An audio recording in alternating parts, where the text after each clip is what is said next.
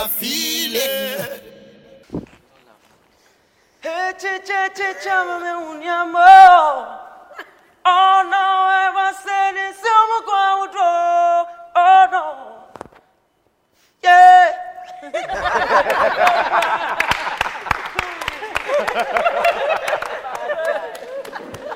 Did it sound like R. Kelly? Somehow. Did it sound different from the one that he did? Yes.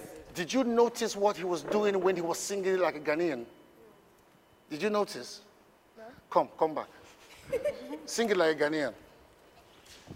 Sing it the way, sing it.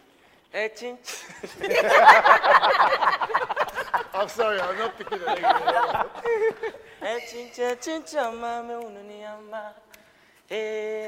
I'm passing the Sumugua. Only my dear, your son, so what, dear, why? Oh, boy, I can't tell me, you be do. Okay, all right. What did you notice? The snapping. No, apart from the snapping. The rhythm. I want you to find the thing that, what did you notice? It's the flavor. See, when he starts to sing, he's laughing. He's smiling. You know why? He's gone home. He's in the temple of his familiar. He's in a familiar place. He knows it.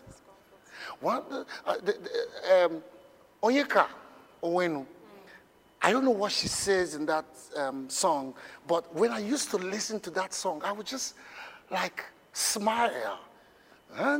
Bishop na 5 na gola.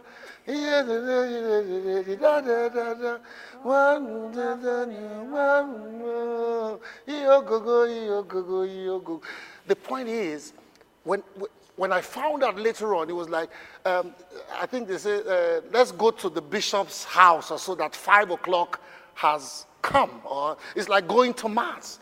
It's like 7 o'clock to a modern day Pentecostal person, and it's on a Wednesday, he's going to evening service.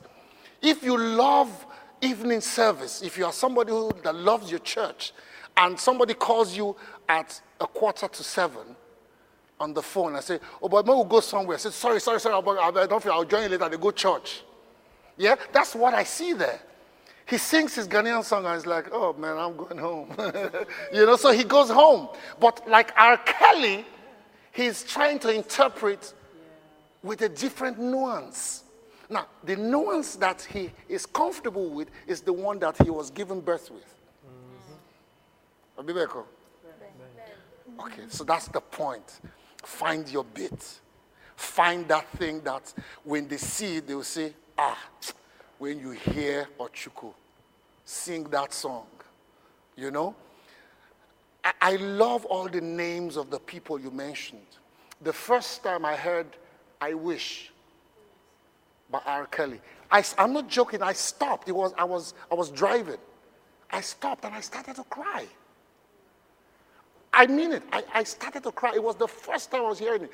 He was saying, the place that got me was talking about being judged by, press people judging him and all that. Just let him, give me a chance to live. Because it touched me because, there are some times when people just write all kinds of crap about you. I'd been in that place and I could identify with what he was singing. Now, the beauty of any musician, do you know Yusu Ndo? Yeah. I don't know what he sings. I don't understand his language, but he makes me cry. I don't know why, he just makes me cry. If I want to be deep in thought, I play Asha. If I want to enjoy music that is like swagger, like all this ginger your swagger kind of thing, I play Two-Face. Because in all that cacophony, the man writes songs like nobody else. They say true love used to live here before. You have to find that thing about him. Why does RMD love Two-Face? Or why do I love the band when I want a performer if I want to go to a concert that I want to be on my feet. I'll go watch the band any day because he's a rascal on stage. He lives himself. It's like an out-of-body performance. I don't know if that is how he is, but he lets go, and then gives it to the audience. Now, what happens is this. That's the connection. All of these people that you mentioned today, you have connected with them through what they sing or what they do. I connect with R. Kelly when I heard his song. Now, you have to find something that your judge will connect with. So it was this girl, every time, I've seen reality shows and I said, man, every time you step onto this stage, you reinvent the thing, you make us stand up, and not, this is your best performance yet. And then the next week, the person comes again and like, man, left to me alone, you will be winning this competition, You're going to Vegas all the way, baby. That kind of thing. So that's the thing you must aim at. Connect. Let me go back to that journalist that said he was watching Michael Jackson and he was the one that got tired. Now, he said he was the one holding his breath because he kept thinking, how is this going to end? Will he fall? Will he miss a step? Will his voice go or something? And it then reminded me that somebody else as an actor had done it to me. There is a movie called Scent of a Woman. It's by an actor called Al Pacino. I love the strength of his character. He's a small man, but there's so much fire. It's like there's constantly, an oven, cooking under him. And so that small frame, there's so much power that comes out of that small frame. I was watching the film. He was a blind general in the movie. And you see how I'm sitting here? I discovered that for 90 minutes or more of the movie, I was holding my chair. When the movie finished, my friend tapped me and said, man, let's go. That was when I realized what my posture had been. I didn't touch my popcorn. I was abroad. I didn't touch my popcorn. I was like this. And I stood up and I said to him, I will never forget, I said, if he doesn't win the Oscar this year, I will die as an actor. And that year, it was unequivocal. He won the Oscar for Best Male Actor in the movie. The point is, if they give you a song, this Saturday, I'm going to be watching, or Sunday, whatever date that it is, whatever they give to you today, or that you're preparing for, if you are just going to slide through it like another week, please don't do that. Otherwise, my visit will be wasted. Do it like it's the last day in this academy. Do it like that.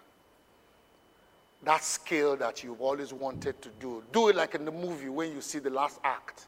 You see the small frame man is going to meet the boss. Last fight. How is he going to fight this man? But, writers, they have something they call the hand of God.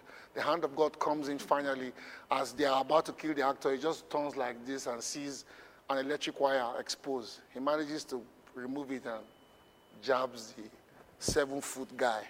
And the guy chokes to death. And then the guy dies.